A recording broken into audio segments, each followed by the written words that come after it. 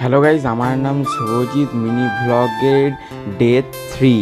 Guys, আজকে আমি গাছে জল দেবো, কেন কি দুদিন গাছে জল দেওয়া হয়নি আর এখনো রোদের দিন। তো গাইজ আমি চলে এলাম ছাদে। আর গাইজ সম্পূর্ণ দেখবে মিনি ব্লগটা যদি ভালো লেগে থাকে তাহলে ভিডিওটা লাইক করে দেবে। তো গাইজ আমি মগে করে জল নিয়ে চলে এলাম। গাইজ তোমরা ভাবছো যে এই গাছটাতে আমি জল দিই না এই জন্য গাছটা মরে গেছে। না গাইজ, এই জন্য নয়, অনেক দিন হয়ে গেল গাছটা, এই জন্য গাছটা মরে গেছে। তো গাইজ এরকম মিনি ব্লগ তোমরাও বানাতে পারো।